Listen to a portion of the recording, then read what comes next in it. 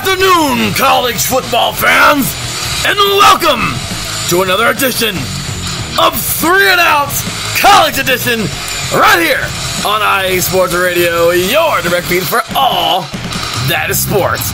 Here we go. Alrighty, well, as you already know, in the college football playoff world, and then there were 4. They'll be facing off coming up in the New Year's 6. And we will have our championship matchup all set for the first week of January. Who are those 4 teams? We'll talk about those coming up today. Also, we got a little bit of unfinished business to get into. Of course, last week I couldn't be on. Kind of sucks. Had to combine everything into one show on 3 and Out. So, Taryn didn't get a chance to talk about the NJCAA championship, but we'll get into that. Once again, big winners, Mississippi Gulf Coast getting it done. Also, this weekend we got a little game going on in Bakersfield. The CCCAA National Championship going down. My RCC Tigers versus San Mateo. That should be quite the battle. Also, the NAIA Championship is all set and ready to go. Can Morningside do it again? Or will Marion finally pull this thing off? Let's see. Also, Division 3, Mount Union is gone. Say it ain't so. But Mary Hardin Baylor is still alive and well. Also, Division 2, find out why I am such a huge Western Florida fan right now. And let's just say the FCS is going to be some fun. You're listening to 3 and Out College Edition right here on IA Sports Radio. Your direct feed for all that is sports. Welcome, college football fans. Well, here we go. We got an hour and 35 minutes of pure college football coming at you. You already heard it, guys. We are going to go ahead and get into everything today. Once again, the NAIA National Championship is all set. Morningside and Marion set to do battle. Also, we have, I guess, as I mentioned, the CCCAA National Championship all set to go. Riverside and San Mateo. In junior college, we got to once again recap the NJCAA. The good old Mississippi Gulf Coast got it done over Lackawanna last Thursday. And then, of course, talk about these insane tournaments in Division 3 and in Division 2. Even in Division 1 so far. This is exactly why we should have the same exact type of tournament for Division 1. I am so serious. And then, of course, as I mentioned, we got a little college football playoff to get into, and Taryn and I will we'll go over every single bowl, give our quick and dirty thoughts, and, well, we're going to have some fun there. So, it is a day of football, and you gotta love it. Ladies and gentlemen, that is what we are here for. So, with that said, once again, it's me, your boy Larry B. You can follow me on Twitter at THEE_LB53. Follow us all on Twitter as a whole at IE Sports Radio on Twitter, on Instagram, as well as give us a like on Facebook. We certainly like that, and of course, check us out on our very own website, of course, at IE Sports Radio. Get going on the forums. We're gonna get those things going real quick. Check out our blog, sign up for our newsletter. We are ready to check out I'll be putting up the new Hall of Fame page pretty soon. Congratulations once again to our Hall of Famers here at IE Sports Radio, class 2019. And of course, as always, I always gotta say, y'all, all glory to God. That's right. All glory to God, our Lord and Savior Jesus Christ. Without Him, nothing is possible. And of course, big ups to all of our listeners out there. Without y'all, IE Sports Radio ain't nothing.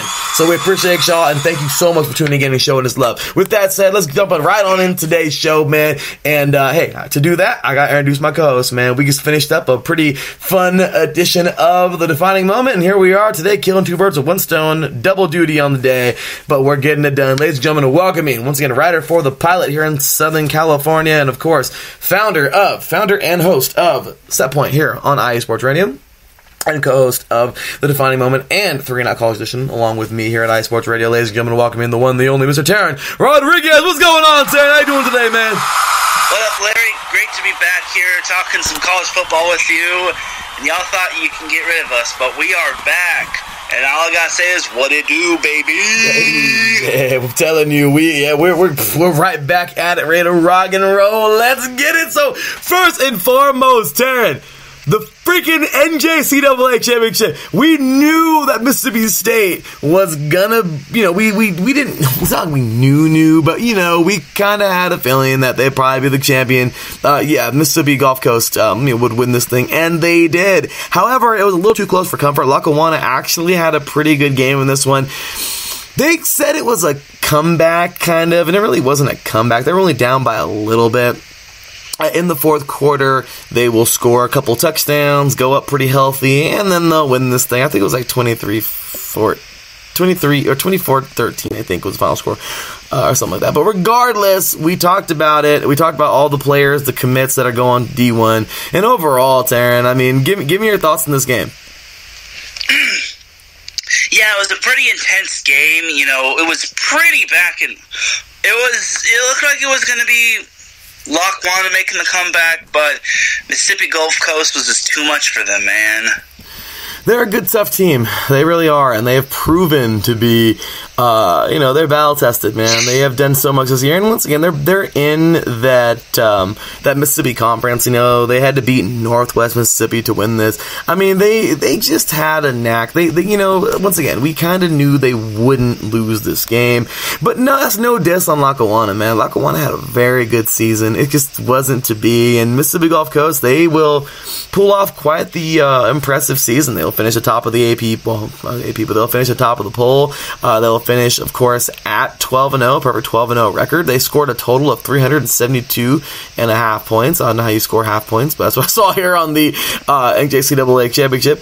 Oh, sorry, and the NJCAA website. But I'll tell you, man, overall, like I said, we kind of knew that the NJCAA would come down somewhere with Mississippi Gulf Coast, and you know what? Nothing bad. The Lackawanna will finish the season at number 2. They will be at 10-1.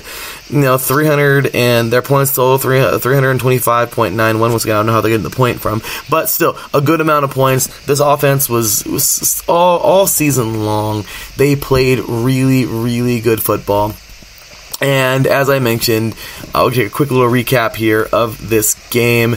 It was a good game overall, okay? So Lackawanna Mississippi starts off 7-0, okay? In the second quarter, Lackawanna will score 13, and Mississippi Gulf Coast only scored 3. So we're talking about a 13-10 game at the end of at the half, okay? So Lackawanna leads. Then we have a scoreless third quarter, and it's only a 3-point game, 13-10.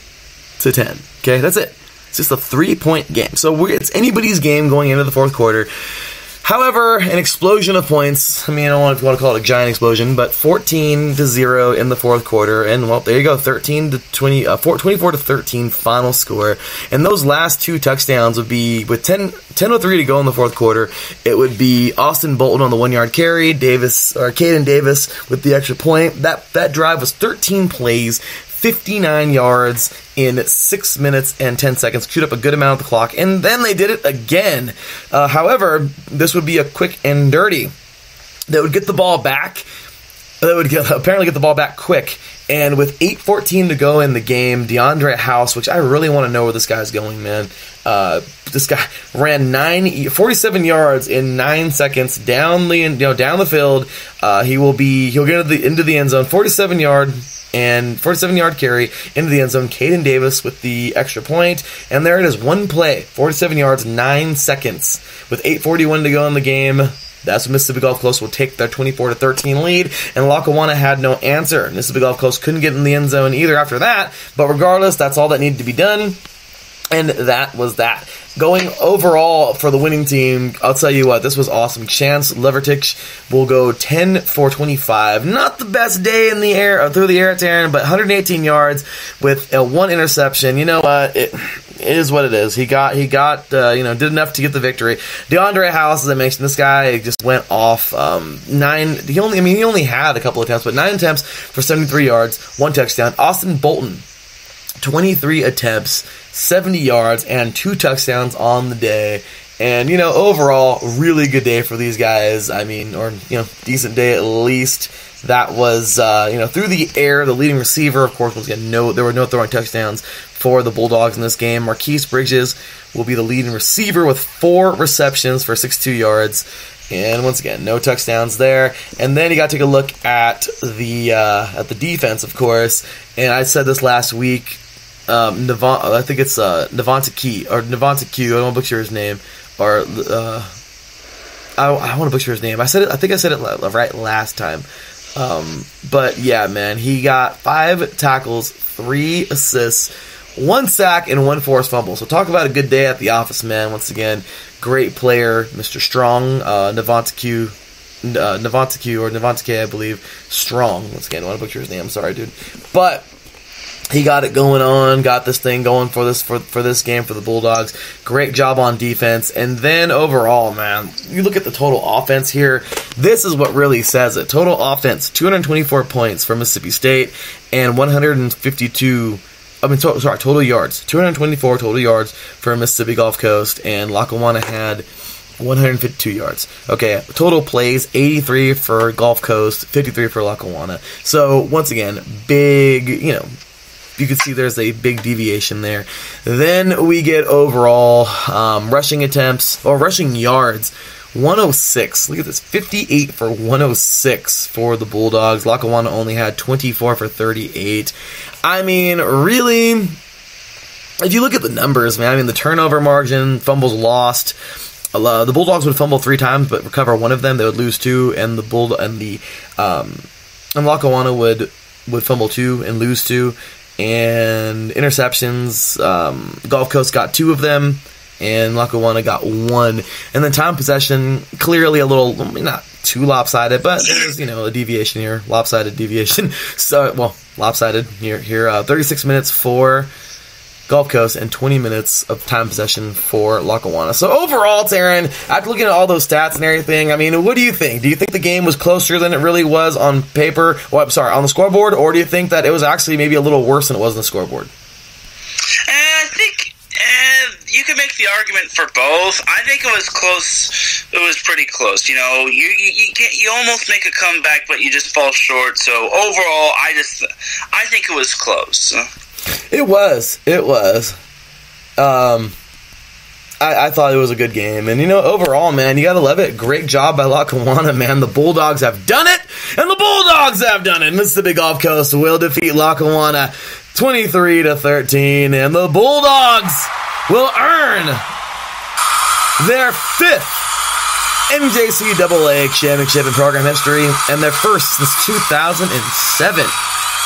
So congratulations to this team, man. They got it done. Hats off to this extremely tough Mississippi Gulf Coast team. So, moving on into, the CCCAA. Taryn, first things first, man. Are you excited for this game coming up? Oh, yeah, for sure. First things first, I gotta ask, dude. I'm a big, of course, I'm a alma mater, played there at Riverside. That's just my school.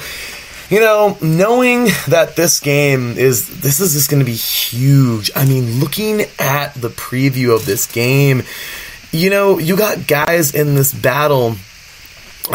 It's amazing. You got guys on this Riverside team who I cannot wait to see how far these guys can go in their careers. Barlage is a freaking monster.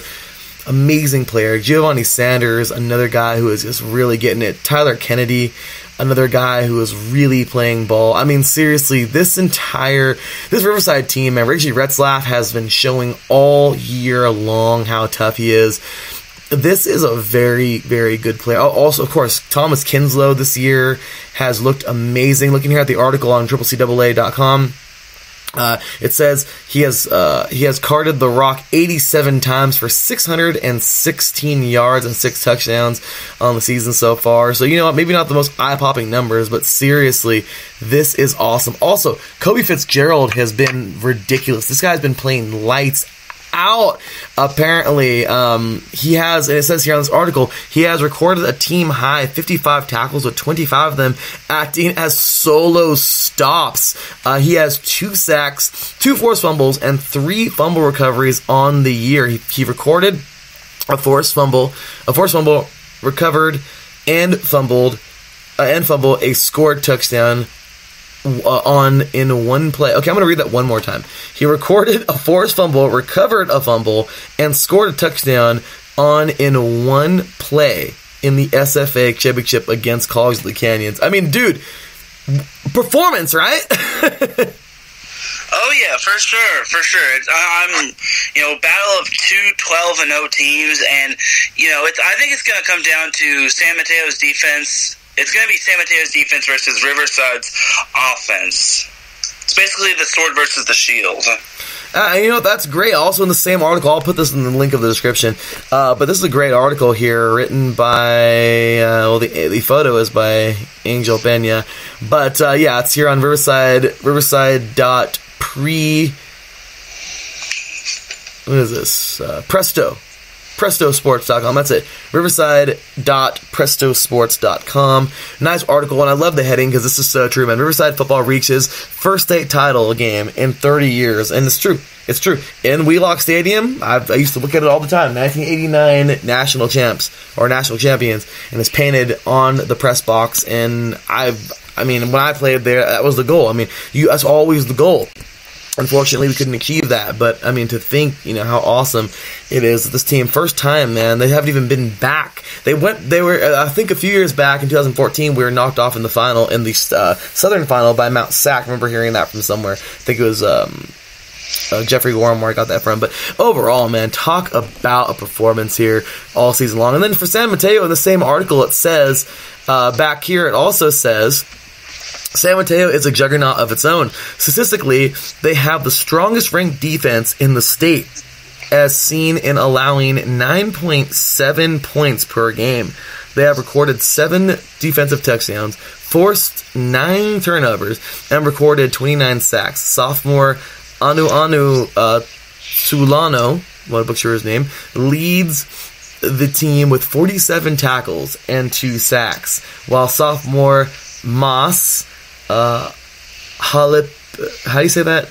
Halapiapi, I believe, follows, once again, don't want to butcher his name, sorry, dude, follows with 41 tackles and 5 sacks. So, you're absolutely right, Darren. It looks like it's going to be San Mateo's defense versus Riverside's offense. Coach Kraft is an absolute juggernaut. He is a juggernaut of his own. He is a total offensive mind. He is an offensive juggernaut. He has made Riverside into an offensive juggernaut. So, really excited for this, man. But this is what's going down, man. Coming up on Saturday at 1 p.m. Pacific time, 4 p.m. Eastern time at Bakersfield College, CCCAA football state finals, which of course is the national championship of California, because we have our own thing going on here. I would love to eventually. And Taryn, now that we're here at this point of the season, I gotta ask this question. Would you like to see, I know I definitely would, the winner of this game play Mississippi Gulf Coast in some kind of a cross association type of deal for junior colleges? Or would you just think, one day, wouldn't it be cool to just do away with the CCCAA and just make it all, I know it would be gigantic because of all the schools, junior colleges in California. I don't know how that would even work. But wouldn't it be really cool to make it like the NJCAA just that much bigger with all these California schools, and just have, I don't know how it would work because you have all these schools in the North and the South, but someday, wouldn't it be awesome to see them all somehow play each other? Oh yeah, it would be, but it would probably have to shorten the regular season or something like that, or shorten the season kind of a bit. I know 13 games isn't too much, but it all depends on what's the significance for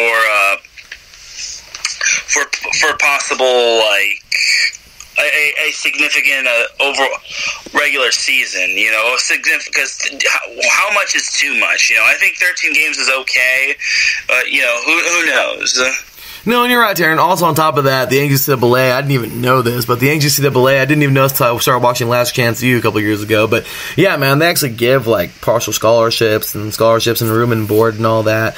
And yeah, dude, the CCCAA there's nothing. You just show up and play. What you don't. You just show up and play football. There's nothing.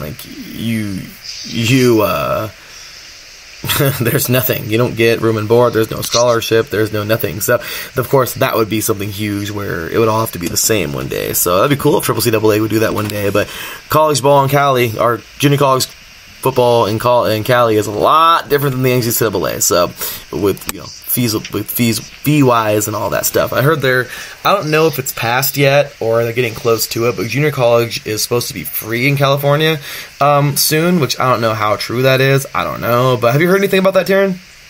I think I have, yeah. I think it would be for, like, tuition or something like that. I'm not entirely sure, though. Yeah, I remember I had what they called the bog waiver. Did you have that, Taryn? Yeah. Good old bog waiver, man. Taryn, of course, a graduate of OCC. Me, of course, a graduate of RCC. I mean, it wasn't necessarily a graduation. I guess transferred, but I will always call myself an alum of that school. I played for that team. I went to that school, so just saying, will forever be an alum there, even if I didn't, quote-unquote, graduate. I guess transferred, but still, amazing school, and I'm sure Taryn will say the same thing. I'll tell you what, it's funny, I didn't even know OCC until, I knew they were, but I've never been there until I went to the fair last year, and the fairgrounds are right across the street from the school. I didn't even notice, and it was cool. I went to go see Earth, Wind & Fire. That was an awesome experience, but it was just crazy because, like, yeah, man, OCC is a really nice school. Oh, yeah, definitely. One of the better transfer rates, and their motto is, we'll help you get there. I like that, and that's what it should be. That's awesome. And of course, RCC, the Communities College. I mean, I don't know if that's necessarily our motto, but I know that's what we go by with our Twitter handles. with our Twitter, that is. But anyway, all right, Taryn, time to make a pick. Taryn, you already know I'm about as biased as it gets. I played for this school, so you already know I'm taking RCC all day. I'm going to go final score 51. Yeah, I said it. Now I'm going to say 49. 35. Yeah, that's a good score. Taryn, what you got? Yeah, I'm going to pick Riverside as well. Yeah. I think their offense is just going to be stronger than San Mateo's defense. I'm going to go a little bit less, and I'll say 38-28. That's a fair score, because you know what, Taryn? I'll tell you right now, because like you said, it's not going to be a defensive game. I don't feel that, no. This score is going to get up there. We're not going to... 38-28 is a very fair score, but I just went so high because the offense is amazing for Riverside, absolutely. But once again, our defense is pretty good, but you can't expect the number one team coming from the north to play the number one team in the South to not put up points, right? You know? Right. They're number one for a reason, so are we. So, anyway, with that said, Taryn, let's go ahead and mosey on over to a little conference or a little college association called the NAIA.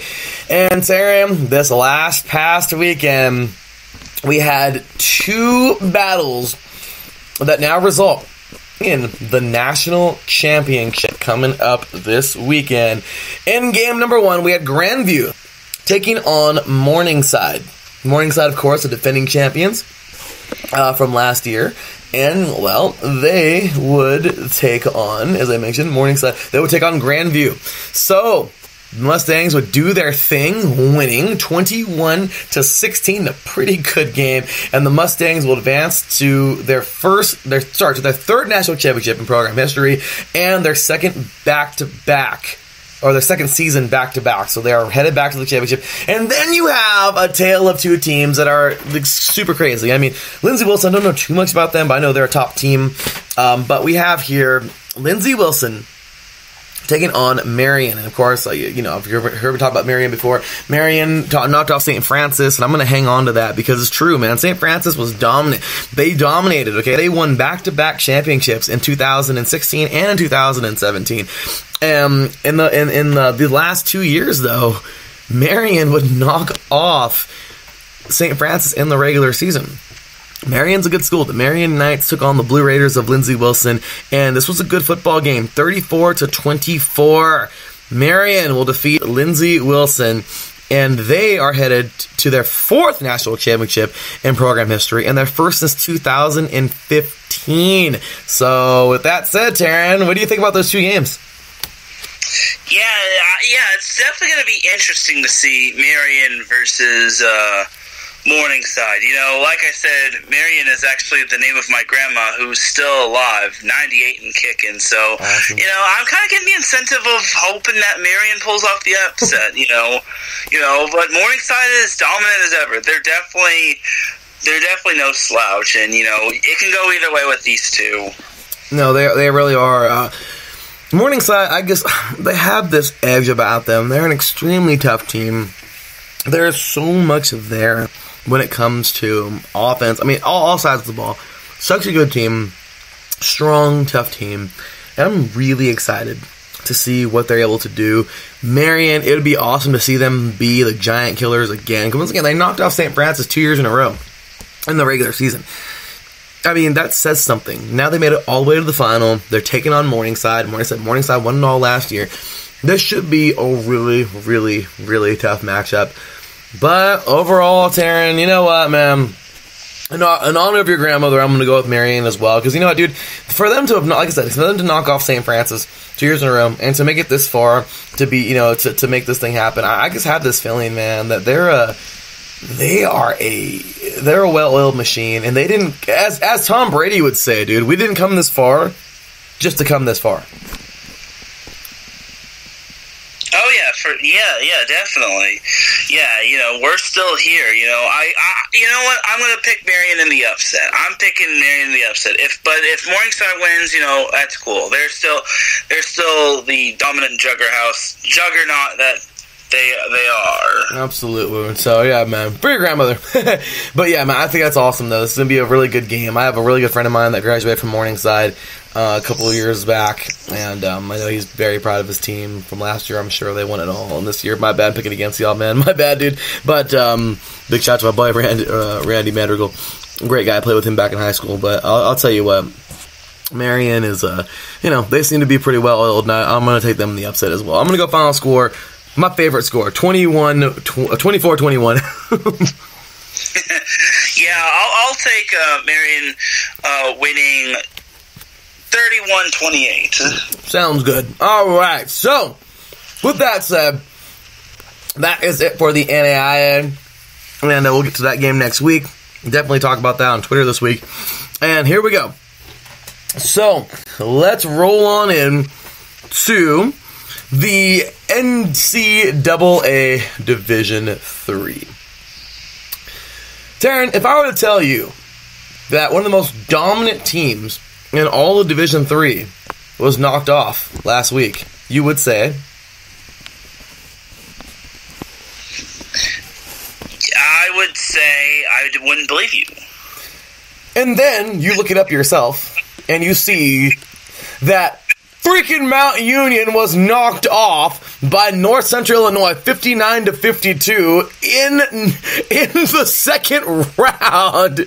Then you would say, dang, son. Dude, I mean, really, they just Mount Union handed Hanover a 65-14 loss. And in the second game, man, North Central Illinois defeats Wabash, I don't know if I pronounce that, but 51-15, and then they'll move on to defeat Mount Union. We have been bragging about Mount Union all year long. Well, for the most part, we haven't been on the show all year long. It's been a tough year, but tough season. But me, I've been going on. I always go on and on about Mount Union. Everyone knows this team out of Alliance, Ohio. They're an extremely tough team. The Purple Raiders are the gold standard, or were for a long time, from the mid-90s or from the early 90s all the way until last year, until this year. Because they're still not like they're done or anything. We're saying the upsets happen, but this was incredible, man. They have been the gold standard in Division III football for a very long time, and it is incredible, man, to see this thing even happen the way it did in the fourth quarter. This is so crazy because there was time on the clock, Taryn. This is the craziest part about this game. In the fourth quarter, going into the fourth quarter, it was a dogfight. Okay? North Central Illinois was leading 49-45. 49-45. Then we have a touchdown with 14-16 to go. Okay, B. Ratter, runs into the end zone. 10-yard carry into the end zone. And there you have it. Okay. Then, after that, you have the extra point by M. Meyer. Well, by Meyer. Okay, 56-45. Mount Union would answer back with 12:53 to go. Okay.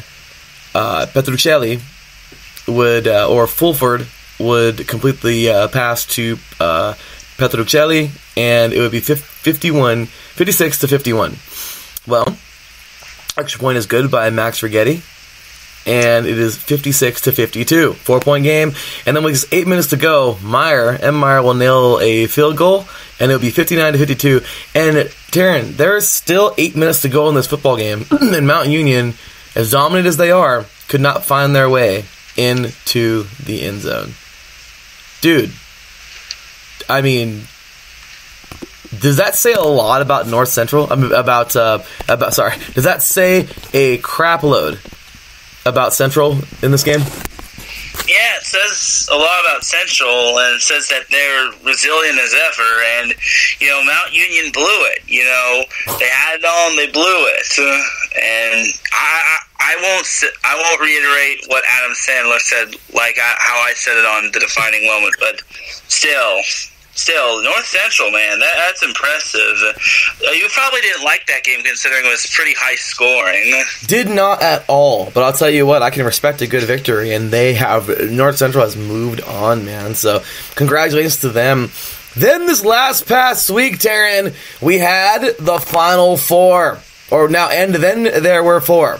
So, now, in the top left-hand bracket, this is even crazier, Taryn. If I were to tell you the team, I'm just seeing this, if I were to tell you the team that won it all, the team that knocked off Mount Union 3 years ago in the semifinal, then the team, or to win it all, I think that's how it went down. Then the team who was knocked off by Mount Union in the final 2 years ago. And then just last year, the team that defeated Mount Union by, I think, 2 touchdowns in the final. And then I thought they were going to go heads up this year. What if I told you that other team also lost the round after in the quarterfinals? I'd say color me baffled. Well, color you baffled it is, Taryn, because Wisconsin Whitewater, a team who has really, they have had their run-ins with Mount Union at the top of Division III. Wisconsin and Whitewater will come out of nowhere, dude, and they will knock off Mary Hardin Baylor 26-7. Yeah, that's right.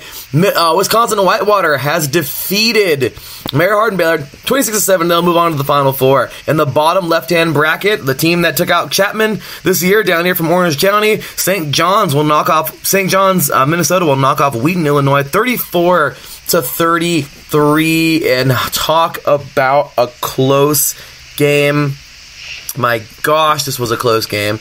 I want to see the ending real quick. Yes, it happened with a touchdown with 9 seconds to go. Hibben on a 1-yard carry into the end zone to be a touchdown, 34-33. Bowes with the extra point, and the extra point would do it with 9 seconds to go. And what did you know, man? They pulled it off. St. John's will win this thing and advance on to the Final Four, take on Wisconsin and Whitewater. And then in the top right bracket, Muhlenberg defeats Salisbury 24-28. They will move on. And then in the bottom right corner, North Central Illinois, they knocked off Mount Union, so you'd expect them to move on, and they did. Sorry, Delaware Valley, but they defeated Delaware Valley 31-14, and they will now go on to take on Muhlenberg. So the Final Four is all set for this weekend, Taryn. We got Wisconsin and Whitewater. Don't forget, they will knock off Mary Hardin Baylor, taking on St. John's, a team who has proven pretty well to get there. I haven't knocked off any giants or anything, but they're definitely there. Muhlenberg, and then North Central, the team that knocked off the other giant, Mount Union. So, Taryn, who are you taking?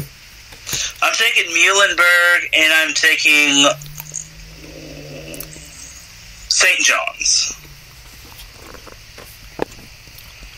So, you are saying that the two teams that knocked off the Giants are going to get eliminated in the Final Four? Possibly. Possibly. I think Muhlenberg's defense has been stout this postseason. And they look like they have. I love it because Taryn is going with a crazy card. Taryn's going with the total insanity card. Okay, they've only given up 8 points this point postseason, so that's my thing. That's a lot. You're right. I just have to go with the Giant Killers. I have to. Wisconsin and Whitewater knocked off freaking Mary Hardin Baylor, and North Central knocked off Mount Union. To be the best, you got to beat the best. Now, that's no diss on Muhlenberg, which very good defense, and no diss on St. John's. But I can totally see these two going head-to-head, man. I think Wisconsin Whitewater wins this one 32-22. And North Central wins this one 21-17. And we have a championship between those two Giant Killers, at least this year. Wisconsin Whitewater and North Central Illinois. What about your scores, Darren? I'm going to say Muhlenberg beats North Central. Let's go 30-10. 30-10, and then St. John's beats Wisconsin Whitewater 41-35. Well, I'm loving it. He's getting precise here. Taryn's like, I gotta break this down. I like it. All right, so great job there, Mr. Taryn. Good scores. So let's now move it on now into Division 2. And Division 2 has been, they've all been awesome this year. Every one of them. Division 2 has been absolutely insane. And you will now find out why I am such a fan right now of West Florida. So, top left bracket, we just had in the quarterfinals, Slippery Rock takes out Notre Dame, Ohio. An incredibly offensive game, 65-59. Amazing game. They'll advance to the Final Four. That's the top left bracket, by the way. In the bottom left bracket, as you already know, as I mentioned, in their second year of being a program, West Florida 2 years ago would make it all the way to the final. I think all of you heard me talk about the story with them and Texas A&M Commerce. It came down to the final play. Unfortunately, the receiver dropped it, couldn't catch it. It would come down to that, and then Texas A&M Commerce would take a knee, game over. Last year, the Argonauts would have a very tough year. They would get to the second round, I think, or the first round. They would be eliminated. This year, West Florida has come back. They'll defeat the 4th seed, Wingate. Okay. 38-17, and then West Florida would then go on to defeat last year's national champions, number 1 Valdosta State, 38-35, and then they went on this past weekend, to defeat the number 2 seed Lenoir-Rhyne. The Argos are on their way to the Final Four, and I could not be more excited. Then the top right bracket is kind of cool because they go opposite sides. Just because they're on the bottom left, they're now competing in the right side bracket, so that's kind of cool. So, who will take on Slippery Rock? The team from the bottom right bracket. But who will take on West Florida? The team from the top right bracket. Ferris State this past week would just, I wouldn't say obliterate, but holding a team to 3 points is not easy. 25-3. Ferris State will defeat number 3 Northwest Missouri State. We all know Miss Caitlin Seaman's happy because they're going to the Final Four to take on West Florida. And then in the bottom right bracket, we'll take on number 4 seeded West Florida. And then in the bottom right bracket, Minnesota State. We just talked about them on the defining moment in hockey. And, they are a very good Division 2 football team. As number 1, Minnesota State will knock off the champions from 2 years ago, Texas A&M Commerce, 42-21, and Minnesota State will now go on to take on Slippery Rock. So, as they go by the seeds, apparently in the top 4, in the Final Four, we have number 2 Slippery Rock taking on number 3 Minnesota State, and number 1 Ferris State taking on number 4 West Florida. Taryn, who you got and why? I'm taking Ferris State to beat West Florida. I think Ferris State's defense, Ferris State looks much more rested, and their defense has been strong this postseason. I just think they're just more well rested, and as opposed to West Florida. As for Slippery Rock and Minnesota State, they do the semifinals quite weird, Anyway, I'm taking Slippery Rock to win I'm going to say they win in a close one, though. This could be, I think Slippery Rock has got enough to win this game as well. I was looking at their athletes a couple weeks ago, and I saw some transfers and everything. I was trying to tag some of the guys from the team. They had some great numbers, and Slippery Rock just looks absolutely tough. I mean, I forgot the running back that came out of Slippery Rock, I think last year. He was in the Senior Bowl, but amazingly good school, amazingly tough team, and yeah, good stuff here. So I'm going to take Slippery Rock 37-30 in that game. And then, dude, you know what? It's just an upset year. I know you took Ferris State. My bad, Caitlin Ziem. My bad, Taryn Rodriguez. I'm going to take, I think the little engine that could is going to pull us off, man. West Florida's on a mission right now, and they're looking good. I am taking the Argonauts to defeat the Bulldogs. That's right, I said it. Number 4 over 1 seed. I am taking the West Florida Argonauts. Go Argos to win this one in a total dogfight. 27. No, I'm going to go. Why not, Terry? My favorite score, 24-21. I'm going to go with West Florida over Ferris State. So we both have Slippery Rock going, but Taryn's got Ferris State going. I'm going to say West Florida all day long, and that's all she wrote. So with that said, let's now get on into the FCS, Taryn. So here we go. On to the FCS. This is now into the second round. We are now getting close to we are now in the quarterfinal. Who's going to go to the Final Four? We'll find out. In the top left bracket, we already know, number 1, North Dakota State, being extremely talented, very tough football school. And, I mean, once again, if it wouldn't have been for JMU in 2016 knocking them off in the final, in the semifinal, being on the same side of the bracket, they would probably have 9 straight or 10 straight. I think it'd be 9 straight. But anyway, they've won something like 7 out of the last 8 years. They're extremely talented. They've produced guys like Carson Wentz. I think we saw him last night playing. And then they also produced guys like good old Easton Stick. And we all know where that guy went. To the Chargers, Taryn's Chargers. So will he succeed Phillip Rivers when he retires? We don't know. But once again, I mean, 2 quarterbacks that were good enough to make it to the NFL out of this school right here in North Dakota State. So North Dakota State, the number 1 seed, will take on Illinois State. Illinois State defeated number 8 Arkansas State 24-14, so upset alert there. In the best top left bracket, in the bottom left bracket, we have number 5 Montana State. They destroyed the Grizzlies this year in the final weekend or the final week of the season, and they just look really good. They would defeat Albany 47-21, and then we have Austin Peay defeating number 4 Sacramento State. Another upset here, 42-28. Number 5 Montana State will be taking on Austin Peay in the bottom left bracket. In the top right bracket here, we had number 2 James Madison defeating Monmouth 66-21. And then UNI, we have the Panthers. Upset alert, man. They would knock off the Jacks. Talk about a crazy game. The Panthers defeat the Jacks, number 7 seeded Jacks of South Dakota.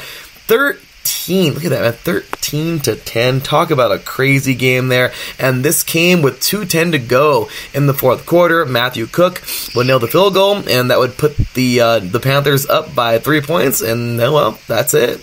The Jacks couldn't get on the board, or couldn't put up any more points. The defense held of the Panthers of Northern Iowa, and they will move on now to take on number 2 James Madison in the top right bracket. And then the bottom right bracket, we have number 6 Montana. Well, they are kind of mad about that Montana State loss, I'm sure, in the end of the regular season in rivalry week, or at least what I would think would be rivalry week at the end of the season. And number 6 Montana will defeat Southeastern Louisiana 73-28. And then we have number 3 Weber State defeating Kennesaw State 26-20. And now we have number 6 Montana taking on number 3 Weber State in the bottom right. So that said, Taryn, who you got for those teams? Who you got moving forward to the Final Four? I got North Dakota State beating Illinois State. I got Montana State beating Austin Peay. I got Weber State over Montana in a close one. And I've got James Madison, the Lumberjacks, taking down UNI. Yeah, well, they're the Dukes. But oh, really? Yeah, that's the Dukes. Yeah, they're a dog. They're like a bulldog, like a dog. Oh, see, okay. I thought it was because their motto is "Axe Up," I thought they were known as Lumberjacks. Oh. That's actually a pretty good assumption, dude. I would think the same thing. So, great stuff there. The Duke's getting it done. So, with that said, I agree, man. I think North Dakota State's going to win this one pretty handily. 48-21, if that, but I'm going to say that score. I'm going to say number 5, Montana State defeats Austin P. I don't know how to pronounce that, but I think they'll win that one pretty handily. 42-21. Not handily, but I think they'll win that one 42-21. Then the top right bracket, I'm going to go the same thing. I'm going to go with... Actually, no, I'm sorry. I'm going to go number 2, James Madison defeating UNI. I'm going to say 35-14. And then the bottom right bracket, this is like my favorite game because both these teams are very evenly matched. I think it's going to be an absolute dogfight. Number 6, well, I think it's Wildcats and Grizzlies, so it's going to be some kind of a rumble in the woods, but it should be a good game. I'm going to say number 6, Montana, and number 3, Weber State. Oh my gosh, this is going to be a good one, but I got to go with Weber State, man. They look good. It's going to be a close one. I'm going to say 21-20 Montana. Weber State squeaks by Montana and moves on to the semifinals. And I don't know if they do it like Division II does it, how they flip-flop and do 1, 2, 3, 4 and like that, or they just, go one side of the bracket versus one side of the bracket all the way to the semifinal, all the way to the final. I don't know, but that is that. And who's going to ball out in Frisco? The Frisco Bowl. Who's playing in Frisco, Tennessee? Well, we will see. But that is that for Division I AA, of course, the FCS, the subdivision, the championship series. And real quick, Aaron, I mean, honestly, dude, how awesome would it be to see Division I have a tournament like this? It would be, this is what the FBS needs. This is what the FBS needs. I agree. FCS. Yeah. I remember who I had, I forgot who I had on the show before, but they were even saying, like, how awesome would it be? I mean, because March Madness, like, think about that. That entire month, even though the tournament's only for a couple of weeks at the end of the month, for like 2 weeks. Dude, how awesome. Like, the college basketball owns March because of that. How awesome would it be if college football were to own, like, November, start the season a little bit earlier, or would own, like, the month of December with a tournament of their own just like this? I mean, seriously, it makes so much sense to me. Yeah, it would definitely make a lot more sense, and it definitely like encourages teams to continue to just strive for the playoff spot, to strive for a playoff spot. Because, I think so. Sports analysts broke this down. Like, if you lose once, it hurts your chances of being in the college football playoffs. So, it relieves some of the teams when it comes to being perfect for the entire season. It really does, and I can't help it, Aaron. I just really think it would be a great battle. I think that would be great. I mean, my gosh, even if like you do how the FCS does it, it would be, how many brackets do they use? They have the bye week 1, so that's 4. Then you have 1, 2, so that's 4, 5, 6, 7, 8. So you have 8 per side. Okay, or no, you have 7. You have 1 automatic, and then, what is that? 1, and then 5. So you have 5 teams in each corner, okay? So that's 5. So altogether, that's 5, 10, 15, 20. So they go 20 teams in this case. I mean, seriously, can you imagine having the top 20 teams all seeded and going, like, in this bracket? I honestly think that would be, like, a much better way because, dude, then you have Cinderella stories. Like, I think, honestly, UCF could have possibly made it, like, the last 2 years. If we would have had this kind of system in the FBS, like, 2 years ago, I really think that UCF would have probably made a really good run. And you don't know, dude, sometimes momentum is all you need. Look at 2011, where the Packers barely made the playoffs. And they get in, and the playoffs, as I said before, and I said on the Defiant Moment earlier today, Nico Green told me that the playoffs are completely different. Him and Cale Henderson, Cale Henderson, formerly of iSports Radio, and Nico Green of iSports Radio, told me, they told me that the playoffs are extremely different in the NHL. It's like a different season. And I honestly think that would be like the same thing in college football. I mean, how awesome would it be to see a Cinderella story like that go and take on a giant and be able to knock them off in a really good football game because one team just gained so much momentum and they were able to pull it off. I mean, honestly, how cool would that be, It would be very cool, and I think the college committee should take note. I completely agree. So, Okay, with that said, Taryn, well, they do own the month, this bowl season, but I just think playoffs would be way more better. A big playoff, but I know, that always, well, we have a playoff now, I know. Can't please everybody, I know. But anyway, with that said, let's get into, of course, bowl season and, of course, the college football playoffs. So, as we already know, Taryn, it was released the other day. Let's go ahead and just jump on into this, because it's the elephant in the room. Number 1 and number 2. Actually, before we do that, Taryn, let's go ahead and get on into this weekend. It's an extremely important game. How could I even dare forget this? This is, the last game of the regular season. It's like week 15, I think, or week 16. Amazing game it is every year, and I love it, man. These guys have gone back and forth. Finally have gone back and forth for the first time in a long time, because it was like Navy dominating for years throughout the 2000s all the way like up to recently. But now the tides have changed. I believe, let me go ahead and look it up real quick. Good old Wiki Magic, y'all. Wiki all day. Game results. So, courtesy of Wikipedia, thank you. So, from 2002 all the way to 2005, Navy would dominate the Army. And wouldn't you know it, the last 3 years, 16, 17, and 18, okay, Army would dominate the last 3 years. This year, Navy is actually favored 10.5 points. They're 9-2 on the year. Army is 5-7. And, I don't know, seems to be like a tough game. So, what do you think, Taryn? Who you got for this game and why? I got Navy winning this one. They just look too dumb. They just look too strong, man. Too strong. You look at the quarterback comparison. Looks like Malcolm Perry, a senior quarterback. Despite his height being only 5'9", he has a good passing yards and good touchdown to interception ratio, as opposed to Kelvin Hopkins, who doesn't really have the best touchdown to interception ratio and has only thrown for 570 yards, and he's below 50%. As opposed to Malcolm Perry. And heck, Malcolm Perry is quite the speedster. He leads the team in rushing with 19 rushing touchdowns and 1,500 rushing yards. That's pretty impressive. So I got Navy winning this one by quite a bit. Yeah, I want to try and make a defense for Army, but the record says it all. Navy this year, they won some good games. They didn't win against Notre Dame. They didn't win against Memphis. They didn't. They beat a good Houston team, which they defeated number 25 Navy. Sam Houston. My gosh, SMU this year when they were ranked. So they won their good fair share of games. But when you look at Army, they lost to the Air Force, which the Air Force is no slouch. But they lost that game earlier this year. They lost to Georgia State, and Western Kentucky. Of course, they had a really good game versus Michigan early on in the year that just says so much in double overtime. But then after that, they just kind of fell off, man.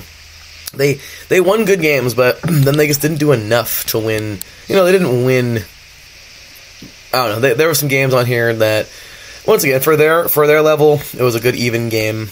But overall, they just couldn't find a way to win a lot of, a good amount of games this year, and I'm going to go with Navy as well. I think the 3-year drought for Navy ends, and I'm going to say Navy wins this one. I'm going to go 31-10. That sounds pretty okay to you? Yeah, it sounds about right. Okay, so, anyway, with that said, let's go ahead and jump on into the top 25. So, we got 40 minutes, Taryn. Let's talk about the top 25 real quick, talk about a brief college football playoff, and then we'll get into the bowl games and everything as we get into bowl season. So, here we go. Top 25, courtesy of the ESPN Scorecard app. We're getting all of our sources from here. From 25-21, we have Oklahoma State, Virginia, Navy, USC fight on, and Cincinnati. From 20-16, we have Appalachian State, Boise State, Minnesota, Memphis, and Iowa. From 15-11, we have Notre Dame, Michigan, Alabama, Auburn. It's crazy to see Alabama this low. I know I said that on the defining moment, but it's true. It's crazy to see them this low, and it's crazy to see them beneath Auburn. But hey, Auburn won the Iron Bowl this year, so it's only right. And then, number 11, Utah. From 10-7, Penn State, Florida, Wisconsin, and Baylor. And then we have here Of course, number 1, LSU. Number 2, Ohio State. Number 3, Clemson. And number 4, Oklahoma. Oklahoma will jump up 2 spots to get in the college football playoff. Ohio State will drop 1 to number 2, and the LSU will jump up 1 to number 1. And then the first 2 out, Georgia and Oregon. So, quick and dirty, Taryn. We also got to quickly recap championship weekend. But real quick, Taryn, really, do you agree with the committee's decision this year? Yeah, for the most part, I agree with the committee, and especially since they didn't put Bama up there, good to see the committee is actually thinking with their brains instead of their butts. I think they got it right this year too. So sorry, I'm over here devouring my peanut butter jelly sandwiches. But with that said, Taryn, let's recap. And let's just go quick hits. We did it in the defining moment, so we're just going to recap it real quick. Quick hits for each of these games and try to remember what you said on the defining moment. But on Friday, in the Pac-12 Championship, number 13 Oregon just stomps all over number 5 Utah. 37-15. Yeah, this was I don't want to be the I told you so guy, because I'm not going to do that. But I had Oregon winning, but I did not think it was going to be this lopsided. Yeah, me neither. Utah blew it. They wet the bed. They came out slow and sluggish. I think they forgot that they were playing on Friday instead of Saturday, and that, overall, just a terrible, disappointing effort by the Utes, and they could have represented the Pac-12 in the college football playoff, but they didn't. They blew it. They did. Better way to say it. They did. What was that last part? They blew it. No better way to say it. Absolutely. Oregon will claim their 12th Pac-12 championship, y'all, in program history, and their first since 2014. Next up, let's go ahead and move on to the game. To the games from that morning. We would have. Whoopsies. Let's go to my Instagram account. This is all courtesy of the ESPN SportsCenter app. I got all my sources from. I'm just going to go off the IA Sports Radio Instagram account instead, just because I want to make sure they're in order, and they're a little out of order here, guys. So sorry about that, or ladies and gentlemen. But next up, we have the Big 12 Championship, number 7 Baylor and number 6 Oklahoma. Number 6 Oklahoma. This was a little closer than I thought. Baylor held their own. Oklahoma fought. They played really well. They played decently well, but once again, Baylor held their own. This was a good football game. 2 teams that are very evenly matched. This thing went into overtime. Oklahoma got it done 30-23. Oklahoma. Talk about a championship, man. Oklahoma will pull this thing off. They will earn their 49th conference championship in program history and their 5th straight pulling this thing off, winning the 2019 Big 12 championship. What are your thoughts, Taryn?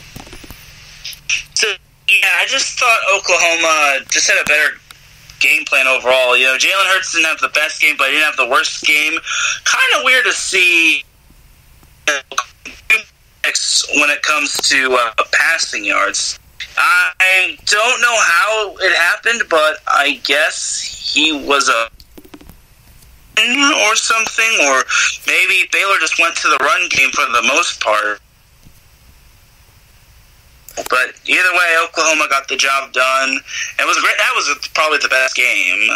It was. It really was. There was a lot of great games that day. I think that was probably one of the better games of the day.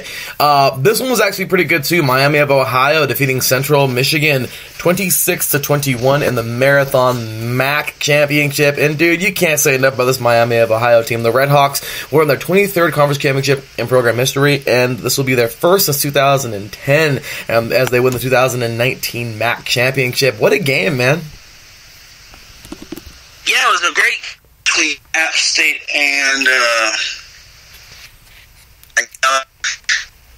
Louisiana was going to make a comeback, but App State is out. Can't say enough good about App State. This is probably their best team in quite some time. Other than that loss to Georgia Southern, App State is great. Uh-oh. You know what, Terry? I think we're having difficulties, man, because I was actually talking about the Marathon MAC game, not the Sun Belt. We weren't to the Sun Belt yet. But is there issues hearing me? Kinda, yeah. Yeah, it keeps on cutting out really bad on your end. It's like you're really choppy, which really sucks. So, okay, let's try that one more time. So, the Marathon MAC game where Miami of Ohio defeats Central Michigan. Oh, okay. What? Oh, no wonder. My thing is, was defaulted to top 25. Yeah. That Miami of Ohio game, man, that was a crazy game. I didn't think Miami was going to pull it out, but, Brett Gabbert got the job done, and he is actually the brother of Blaine Gabbert. He is? Oh, yes. Cool. Well, it was verified from. We were talking about that this morning on the Defining Moment. But okay, well, there it is. It's verified. His little only a freshman too. That's incredible. Well, he definitely got it done. Looked pretty good. 26-21, and once again, Miami of Ohio gets it done. Now we talk about that App State game, and since you already spoke your piece, yeah, man, I can agree. This is probably one of their better teams in a long time. Number 21, Appalachian State defeats Louisiana, the Raging Cajuns, 45-38. As we talked about on the Defining Moment, the Raging Cajuns they really had a comeback. They were on one. They were coming. Unfortunately for them, they would fall short. Appalachian State would win this thing once again, 45-38. This is their 22nd conference championship in program history, and their second back-to-back as they win the Sun Belt Championship yet again. So, congratulations to them. Next up, Darren, let's go ahead and roll on now into the team that you can say I told you so all day long, Taryn. That's fine. The Conference USA Championship, of course. This was just FAU 49, UAB 6. Lane Kiffin immediately gets hired as the head coach of Ole Miss afterwards. Can't even blame him. He's on his way. Congratulations to him. Off to the SEC. But overall, man, this was just, see if they can get that egg cup back, or the egg bowl, the egg trophy or whatever it is, next Thanksgiving. But yeah, man, talk about a big day for the Owls, man. 49-6 as the Owls will earn their third conference championship in program history and their first since 2007. Yeah, Chris Robinson was very impressive for FAU. 4 touchdowns, only 1 interception. Passing wasn't all that great as he went 17 for 37, but he was a straight up better. He was the better QB, and 4 touchdowns in the air. That's impressive. Yeah, it is pretty impressive. That's really exciting to see. The air game really worked for FAU. Absolutely. Next up, Coach Norvell. I can't believe it. He's gone. I'm bummed because, my gosh, the Tigers have been to this game 2 years in a row. Well, 3 years in a row. They lost to UCF 2 years. Well, the last 2 years on the road. Now they finally host the American Athletic Conference Championship game, and they will win it. They'll defeat a tough number 20 Cincinnati team with the number 17 Memphis Tigers in their really cool uniforms that I absolutely love. Will defeat Cincinnati 29-24. I think they scored in the last minutes of this game. And big victory.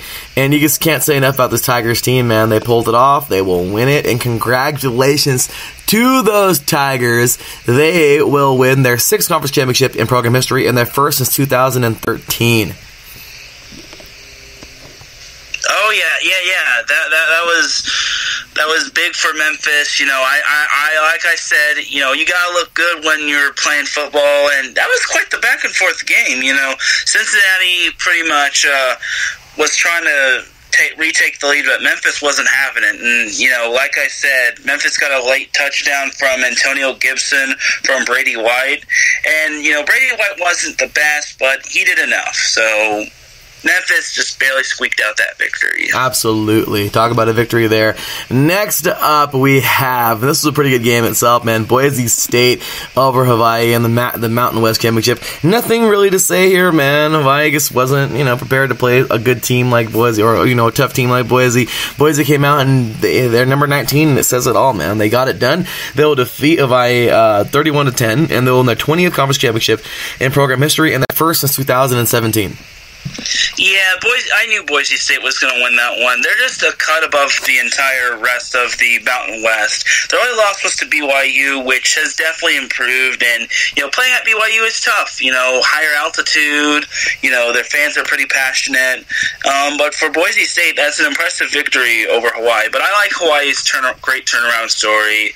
Big ups to Hawaii this season. Yeah, I wish it can kind of continue, but you're right. It's a tough go, and man, they got beat by a better team. So, next up, we'll be getting on into the SEC Championship. Taryn, this one is going to be 5 seconds. Number two, LSU defeats number 4, Georgia, 37-10, and that is literally that. LSU will win their 17th conference championship in program history and their first since 2011.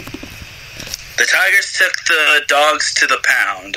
That's all I gotta say. They absolutely did. And bummer, as I said on the defining moment. Kirby Smart's a great guy, he's a great coach, getting things going over there, produced some great players, Raquan Smith, Calvin Ridley.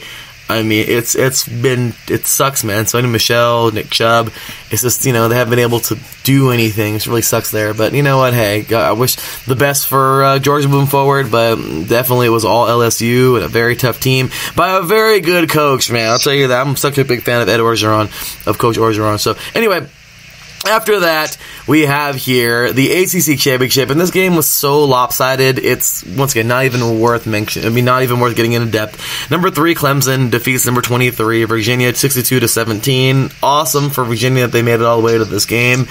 First time they've ever competed in the ACC Championship game. However, they just couldn't pull it off. Clemson was way too much for them. 62-17. Clemson wins this thing, though, in their 25th conference championship in program history, and their 5th straight in the ACC.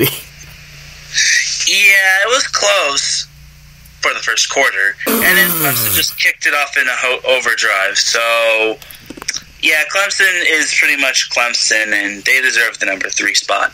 They really do. And then, of course, the Big Ten Championship, the game that gave almost all of the Ohioans, or however you want to, I don't know how you say them, but gave them all fits, because they absolutely went off, destroyed Wisconsin. I'm sorry, and in the fourth quarter they destroyed Wisconsin. But my gosh, well, in the second half they destroyed Wisconsin. It wasn't really destroying, but they just, they were down. I mean, Ohio State, man, this was so hard to believe that they were down 21-7 at the half. But then at the half, after that, it was all Ohio State. 2 touchdowns and a field goal in the third quarter. Then Ohio State would take the lead 24-21 heading into the fourth quarter, and then the fourth quarter, one more touchdown and one more field goal, and the Ohio State Buckeyes would win this one 34-21 as the Buckeyes will win their 40th conference championship in program history and their 3rd straight as they win the 2019 Big Ten Championship. Yeah, it was definitely one of those weird games. Wisconsin looked like they were going to pull the upset, which would have been madness. And then Wisconsin broke the number 1 rule. You have to play Ohio State perfect for all 4 quarters of the game. One little slip up and it's basically game over. And Ohio State just straight up just open the floodgates, and that was that for Wisconsin. That's a date right there. They took him out like a date. They really did. So, Taryn, I'm going to write this down as we go, just have a little bit of fun between us here, because let's see if we can add some more people into this. But bowl season picks. Are you ready, Taryn? I was born ready. There we go, brother. We got just under 30 minutes. We got 27 minutes to get through this. Let's have some fun, man. Then bowl season starts next week, and we'll see where it goes. So, here we go. Friday, December 20th. We got 10 days till bowl season starts. Buffalo will be taking on Charlotte. Both teams are 7-5. This is the Makers Wanted Bahamas Bowl to kick off bowl season. Buffalo and Charlotte. Who you got? I got Buffalo winning, in honor of Bob Marley's former song, Buffalo Soldier, I'm taking Buffalo. You know what? That's a good pick. I'm also going to take Buffalo. They are a very strong, tough team. There's so much here that just says, we want to win. I mean, Charlotte, no diss to them, but I think Buffalo is without a doubt going to be a little bit of a tougher team. I know they're both, they both have tied records, but I just feel like they're going to have a little more.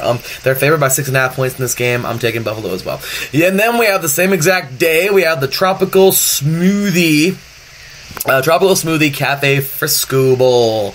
This could be pretty fun. I really like this game because Utah is at 7-5. Kent State is at 6-6. Kent State's a little underrated, I feel like. And the Aggies, though, they're favored by 7.5 points.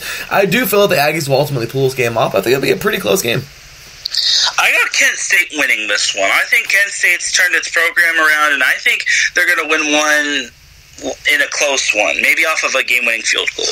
All right, so you're going to take KSU. I'm going to be taking USU. I'm literally writing this down. So, alrighty, let's have some fun and continue on here. So that's Friday, December 20th. On to Friday, December 21st, we have Central Michigan at 8-5, taking on San Diego State in the New Mexico Bowl. Taryn, you already know I'm a homer in this one. They're actually favored by 3.5 points, and I'm going to take my San Diego State Aztecs to win this game.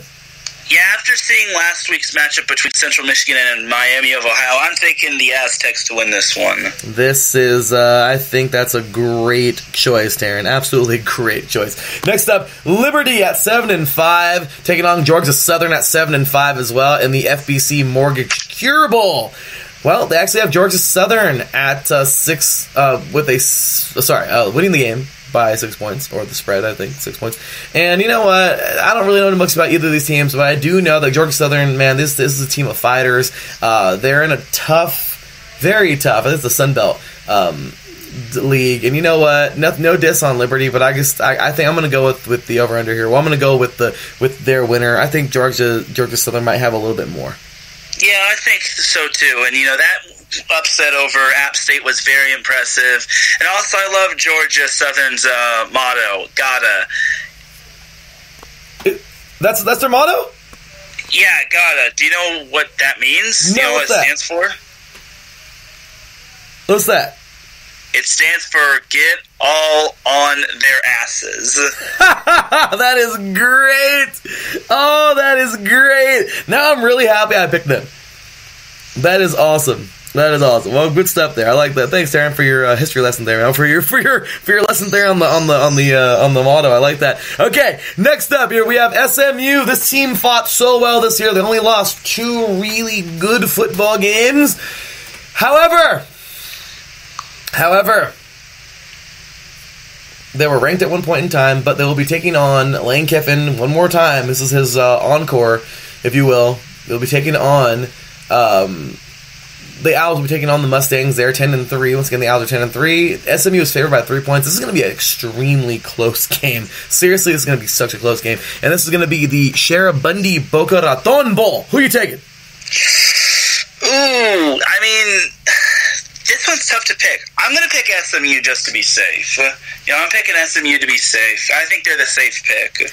I'm going to go with FAU because this is Lane Kiffin's last hoorah at the school. He probably wants to leave it with a great impression and continue to show Ole Miss that they made a great choice. I think it's going to be a good game. I think they'll be able to sweep this one out. And if SMU is favored right now, since they are, I'm going with the upset. So after that, we have the Camilla Bowl. We have Florida International taking on Arkansas State. Florida International at 6-5. Arkansas State at 7-5. Florida International at 6-6, Arkansas State at 7-5. Arkansas State is actually favored. The Red Foxes are favored by 3 points. This is a tough one to pick. Who are you taking?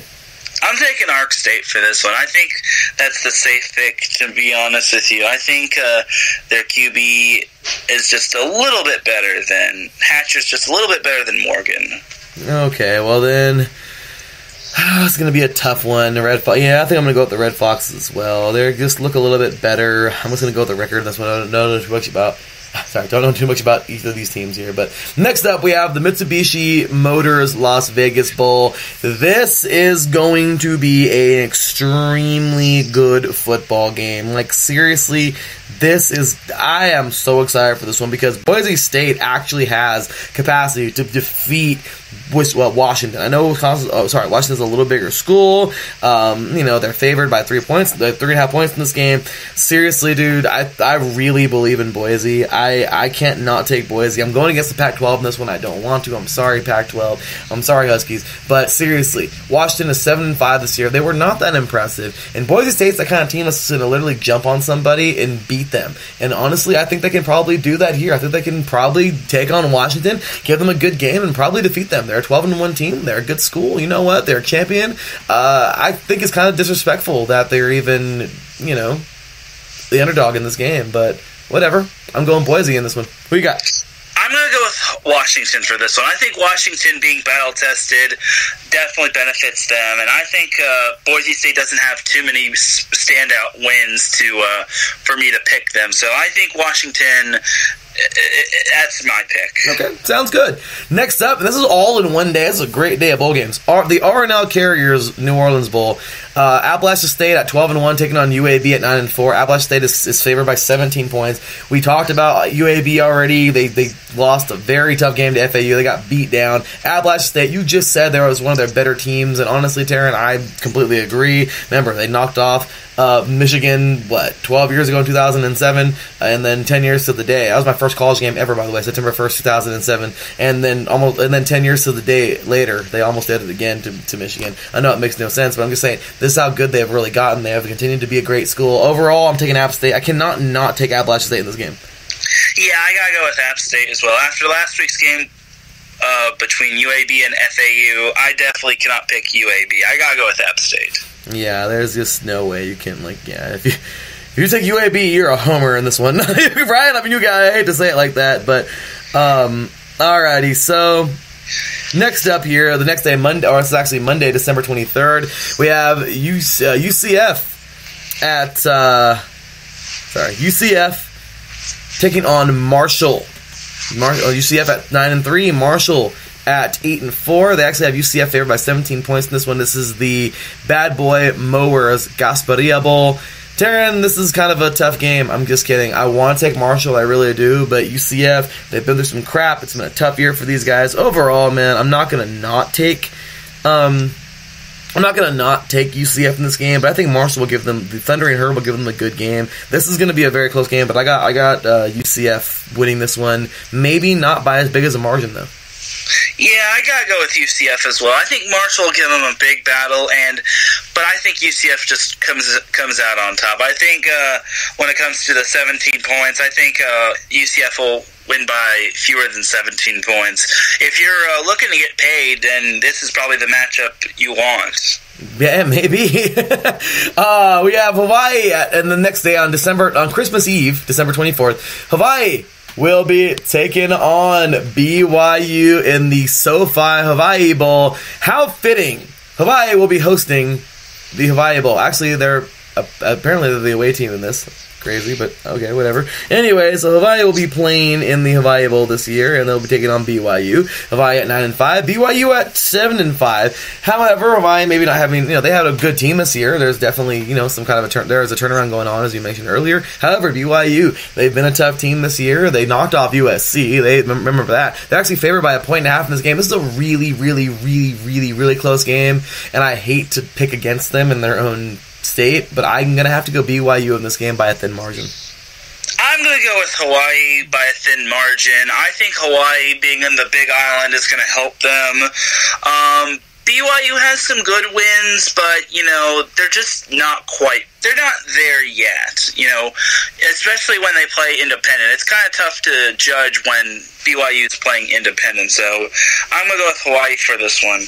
That's right, they are independent. You're right. That's like Notre Dame. Okay, so the day after Christmas, on December 26th, we have here the Louisiana Tech Bulldogs at 9-3 taking on Miami the U at 6-6 in the Walk-Ons Independence Bowl. Miami is favored by 7 points, and truth be told, Taryn, there's nothing to be excited for that much right now. If you're Miami, they had a good year last year. You thought they were going to be turning around, and they just kind of fell on their face again. It's a nice little bowl game for them. Overall, La Tech, they're in a lower conference. I think Miami has a little more umph. I think it's going to be it's going to be about 7 points. I think La Tech's going to fight them, but I am going to give this one to the U by a very thin margin. I think 7 points is a fair margin, but Miami has just been really a letdown this year. Yeah, I'm going to go with Miami for this one. I think Miami's kind of the safe pick. Don't really know too much about Louisiana Tech's big time wins. I think Miami's just a little bit of a cut above the rest. I think Miami's the safe pick. Good pick. Yeah, I think so as well. Next up here on the same day, we have Pittsburgh at 7-5, and then Eastern Michigan at 6-6 in the Quick Lane Bowl. Pittsburgh is favored by 11.5 by 11 points. I don't know much about the Eagles this year. I know they defeated their rivals, Western Michigan, I believe. Regardless, though, Pittsburgh, I know they're a tough team. I know that Eastern Michigan produced Max Crosby from the Raiders, great player there. Overall, though, the Pittsburgh Panthers, I think, are just a little too tough. I think they're going to probably win this game, and I think the spread is pretty fair, about 11 points. What do you think? Yeah, I think I'm going to go with Pitt, especially since their women's volleyball team sadly lost in the second round. I got a feel for the Yinzers right there. So, for all the Yinzers, I'm taking Pitt to beat Eastern Michigan. The Yinzers. I think I said Inzers. That's funny. Yinzers. Yep, Yins. I love it.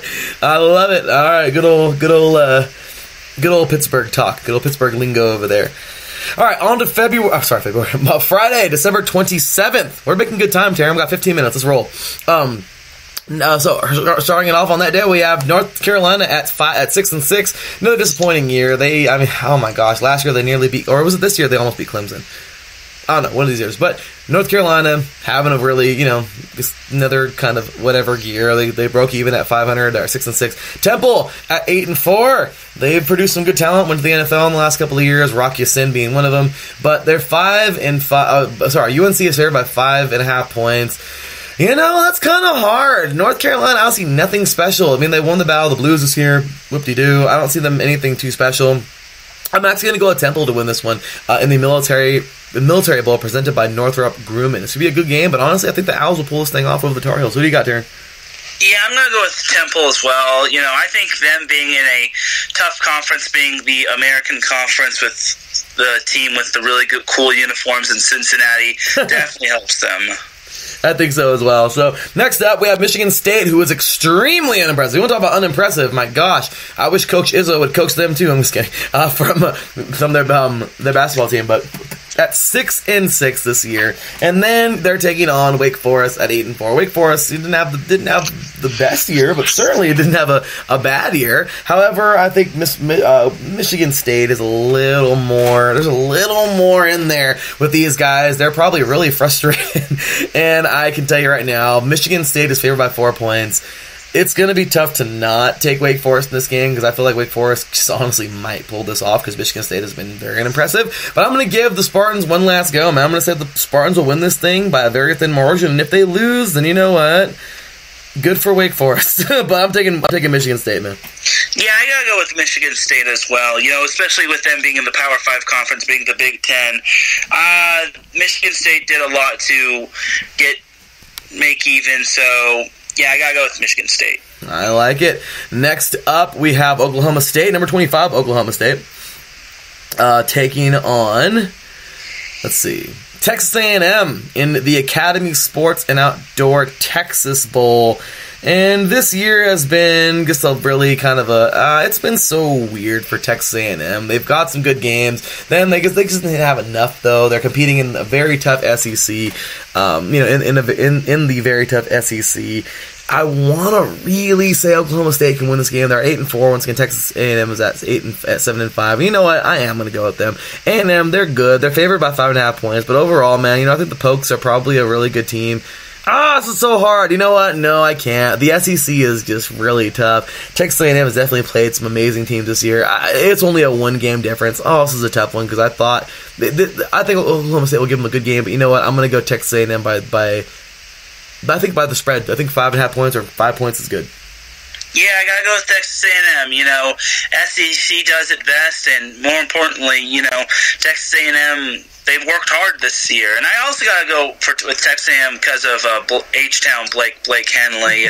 So yeah, I gotta go with Texas A&M, probably by like 7 or 10. Okay, that works for me. Next up, we have Saturday, December 28th. The team with the really cool uniforms, number 17, Memphis at 12-1, taking on number 10, Penn State at 10-2. Darren, this is about as good a matchup as I can ask for Memphis, because I'm like a low-key Memphis fan, you can't tell because of the uniforms. But seriously, this is quite the battle, because if Memphis beats this team, that just goes to show you, I wish Coach Norvell wouldn't leave. But at the same exact time, it's going to show you how good this Memphis team really is. As for Penn State, you should kind of already have it in your head that you're going to win this game. However, don't be disrespected. Memphis. But bigger conference, as you've been mentioning, Taryn, you've been mentioning, bigger conference. Guess what? Penn State is a tough team. But I'm going to go out the upset. I'm taking Memphis in the really cool uniforms. Who are you taking, Taryn? I'm going to go the safe route and go with Penn State. Penn State has been good. Their quarterback hasn't been all that impressive, but they have a really good running game. So Memphis is going to need to stop that run game ASAP. Good talk about Rocky. Good call. That is the Goodyear Cotton Bowl Classic, by the way. Then we had number 15 Notre Dame at 10-2. Not the most impressive season. Being independent always hurts them. Alexander Gaines and I always talk about that, but it is what it is. But they weren't helping themselves anyway. You can't have 2 losses and get into the college football playoff apparently. But they'll be taking on Iowa State and a tough Cyclone team in the Camping World Bowl. They're only favored by 4 points, which is really saying a lot about Iowa State. I think Iowa State will give them quite the battle. But I have Notre Dame winning this one by a touchdown. Yeah, I gotta go with Notre Dame. Notre Dame is still Notre Dame, and I really hope they get into a conference. Being independent really sucks because I want to see them actually compete against certain teams and not being independent. Yeah, I think it's really annoying, and I know it's tradition, but still, I don't get it. But anyway, I know it's tradition, but I think they benefit more from the conference or from competing in the conference. Anyway, now we have here Oklahoma. This is the semifinal here. The number 4 Oklahoma Sooners facing number 1 LSU, and the spread is 13. LSU favored, and you know what, Taryn? I'll totally agree. The Chick-fil-A Peach Bowl and the college football playoff semifinal, I don't see LSU losing to Oklahoma whatsoever. I'm taking LSU. Yeah, I gotta go with LSU as well. Coach O is doing a great job over there, and Joe Burrow continues to do his thing at the QB position. And, all I gotta say is, go Tigers. Go Tigers. That's right. And then, here we go, Taryn. We got the other game, Clemson and Ohio State. And seriously, the way Ohio State played that first quarter, that first half, I would take Clemson all day. However, the way that Ohio State played that second half, I would take Ohio State all day, which means that I'm going to take Ohio State all day. Clemson's actually favored in this game by 2 points. That says a lot, because Clemson is a very tough team. But seriously, I really do think Ohio State's going to come away with this victory. Who are you taking? I gotta go with Ohio State. It'll be close, though. Trevor Lawrence is a great QB, but I just think he's not quite there yet when it comes to Ohio State, especially against a great team such as that. And playing in a conference like the ACC, which doesn't have too many great teams, kind of hurts him. Absolutely. So, okay, well, it looks like we have Ohio State and Louisiana going head, and LSU going head-to-head in the finals. So, okay, we got 8 minutes, Taryn. Let's roll through this, man. We can do it. Okay, Western Kentucky, 8-4. Western Michigan, 7-5 in the Serve Pro First Responder Bowl. West Kentucky is favored by 2.5 points, and seriously, with the way Western Michigan has played, they're not that same team that they were a couple years ago. It'd be nice if they were, but they're just not. I honestly got to go with the Hilltoppers in this one. Yeah, I'm going to go with West Kentucky as well. It's the safer pick, and yeah. Well, good pick in that one. So next up, we have Mississippi State at 6-6, taking on Louisville at 7-5 in the Franklin American Mortgage Music City Bowl. Mississippi State's actually favored by 3 points in this one. You know what? That's safer. Once again, nothing against the ACC or Louisville, but it's the SEC. And seriously, those Bulldogs, they won the Egg Cup, I think, this year. I can't not go with the Bulldogs in this one, man. I'm going to take them to win this thing. I'm taking Louisville, actually. Mississippi State barely won that one off of something pretty stupid.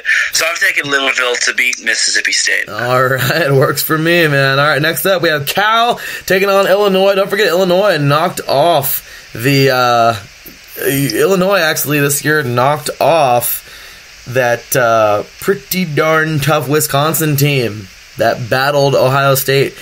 Cal this year, I don't know. Cal is just, however, I don't want to turn my back on the Pac-12 completely. I think Cal may have the better competition, of course, the Pac-12. This is the Red Box Bowl, and I'm going to go with the spread, Cal by 7 points, but it's going to be close. The Fighting Illini is not going to let this go easy. Yeah, I gotta go with Cal for this one. Chase Garbers is back, and he's basically back and better than ever, so you can't pick against Garbers. So I'm taking Cal, no doubt about it. Okay, good pick there. Number 9, Florida at 10-2, and Virginia, number 24, Virginia. They just got blown out of the ACC championship. At 9-4, and this is the Capital One Orange Bowl. Hey, good game in the Orange Bowl, but I'm gonna go. They're both two teams with orange in them. However, I'm gonna go with the home team of the state. They're favored. Florida's favored by 13.5 points. I'm sorry, Virginia. I'd love to give y'all something, but hey, y'all won March Madness this year, so I think this might be the one shining moment. Well, actually, I think it was lacrosse too, right, Jaron? Yes, that too. Well, they got that. I'm sorry, but I'm gonna go Florida in this one. I gotta go Florida as well. No debate. No debate in this one, so good pick. So, alright, next up, we have on Tuesday, December 31st, New Year's, and we're almost there, Taryn. We're going to speed through these next ones, but let's get it. Quick and dirty, here we go. Virginia Tech, 8-4, Kentucky, 7-5. Virginia Tech is favored by 3 points. In the Belk Bowl, Kentucky is not what they used to be. Last year, for some crazy reason, they just fell off. Virginia Tech, enter Sandman all day. I really think they probably have a better team. The Kentucky Wildcats, I want to take them because they're in the SEC, but I just have this feeling Virginia Tech's going to pull this thing off. Yeah, I think Virginia Tech's going to win this one. Their little rivalry game against Virginia, they're probably mad about that, so they'll probably unleash against Kentucky. I can see that. Florida State and Arizona State in the Tony the Tiger Sun Bowl. 6-6. Florida State, 7-5. Arizona State. The bottom, they're both on the south end of the country, just opposite sides, and, well, they're giving it to Arizona State at 5.5 points. I'm not going to not go against Coach. Man, Coach Herm Edwards is my boy, man. He's an awesome coach. I would love to play for that guy myself. No diss on Florida State, but I got to take Arizona State all day in this game. Yeah, Arizona State, no doubt about it, considering, they're battle tested, and Florida State is pretty much a mess. So, gotta go with ASU. Absolutely. Navy and Kansas State. Navy at 9-2. Kansas State at 8-4. They have Navy favored by 1.5 points in the AutoZone Liberty Bowl. You know what? Kansas State's a really tough team. It depends, really. I mean, I don't think this weekend's game is going to matter a whole bunch. Navy could probably go into this game at 10-2, which that would probably give me enough. That would convince me enough that they can beat the Wildcats. So I'm going to go Navy in this game. Yeah, I gotta go Navy as well. As long as Navy doesn't get too banged up against Army, they'll definitely take down Kansas State. Agreed. Next up, we got Wyoming at 7-5, Georgia State at 7-5, in the Nova Homes Loans Arizona Bowl. Wyoming is favored by 7 points. They're a Mountain West team. I think that they've definitely been battle tested. Nothing against Georgia State and the Sun Belt League, but yeah, I think this is a good game for the Cowboys. I think the Cowboys will win it by 7 points, by the spread. Wyoming, definitely, no doubt about it. Yeah, I think YO is the team to win here. So, okay, next up we have number 11, Utah. This is a good game at 11-2, and Texas at 7-5. Utah is favored by 7 points. This is the Valero Alamo Bowl. And seriously, man, after the season they've had, tough loss in the Pac-12 Bowl, they're frustrated. I'm going to go with Utah on this one, man. Yeah, definitely gotta go with Utah. They just look like the better team, and their coach just recently was named Pac-12 Coach of the Year. Oh, he was? Yeah. You know what? That's rightfully earned. So, all right. So yeah, we're both going Utah on this one. Okay, wrote those down. Okay, let's get through these. We have New Year's Day, Minnesota, number 18, Minnesota, number 12, Auburn. Minnesota's at 10-2. Auburn is at 9-3 in the Outback Bowl. Auburn is favored by 7.5 points. I hate to do this to you, Gophers. You guys are awesome. You're a big, tough, strong team. You guys have really proven a lot this year. But once again, SEC, I can't not pick Auburn in this game. Yeah, I gotta go with Auburn as well, considering that win over Bama was just amazing. Gotta go with Auburn. Yeah. Power 5 versus Power 5, but I gotta go with Auburn. Absolutely. Should be a really, really good game. So, next up we have here number 14, Michigan at 9-3, and number 13, Alabama at 10-2. I didn't think I'd be saying this anytime soon, but I guess, winds have changed. It happens. The VR Bowl, Citrus Bowl, crazy, VRBO Citrus Bowl. Long story short, Alabama is really frustrated. Michigan, I can't pick them really at all when it comes to big games because they just don't seem to perform. I'm going Alabama.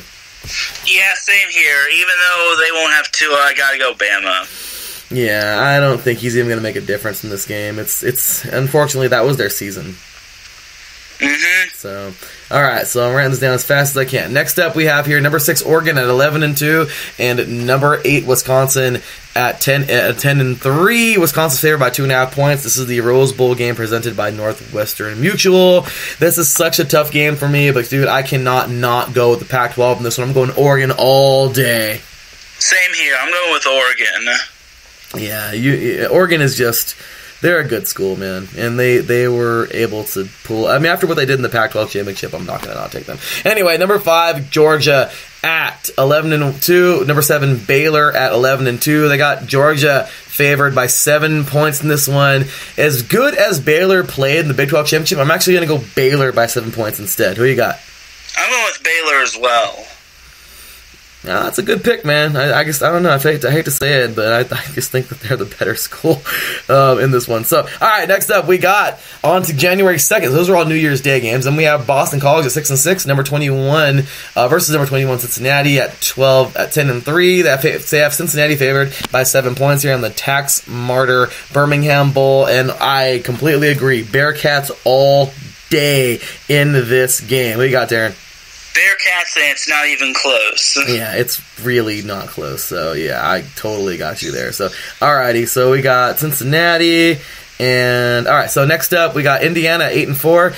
Tennessee at 7-5. And the Tax Slayer Gator Bowl. They have Tennessee favored by 1.5 points. And I hate this because Indiana, they're a good, tough school. They have the better record, but it's the SEC thing. I think Tennessee will squeak this one by, but it's going to be a squeak.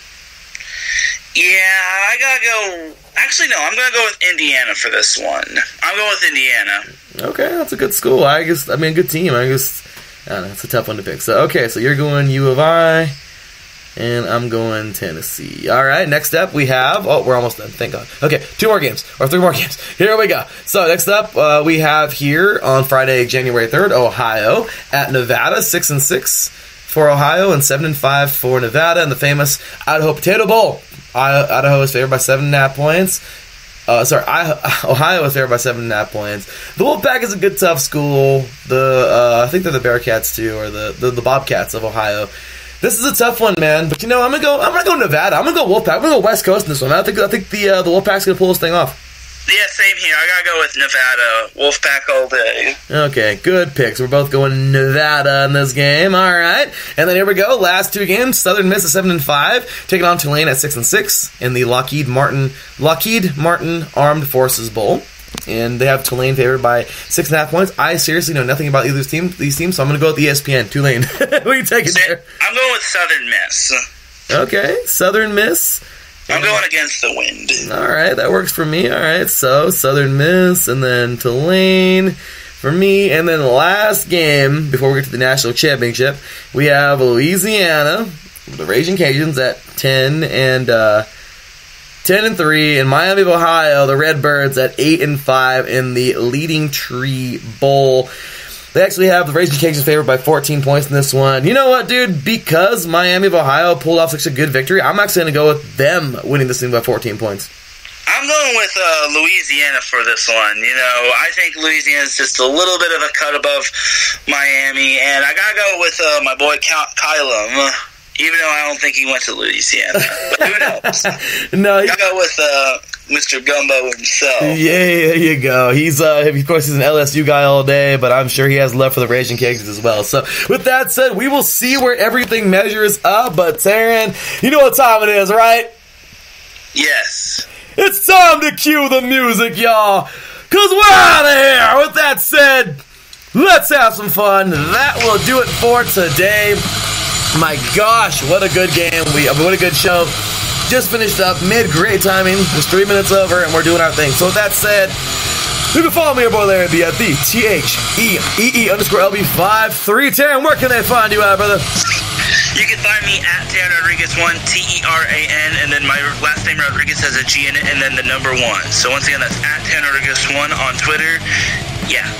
Well, there you have it. You can also follow us all as a whole at IA Sports Radio, at IA Sports Radio on Twitter, on Instagram, as well as give us a like if you can. Please give us a like at IA Sports Radio on Facebook. Check us out on iasportsradio.com, as well as all kinds of podcast stations, well, podcast platforms, and we will be there for the majority of them. So, show us some love, check us out, and hey, thank you so much for being awesome. As I always say, all glory to God. That's right. Without Him, nothing is possible. Our Lord and Savior Jesus Christ, thank you so much. I love you. And that's how we do this. With that said, we thank you all of our listeners. We appreciate y'all so much. Y'all are awesome, amazing. We appreciate you. And that will be that, guys. Let's get it one time. It was a great show today. Hour and basically 40 minutes of college football talk. That will be it for this week.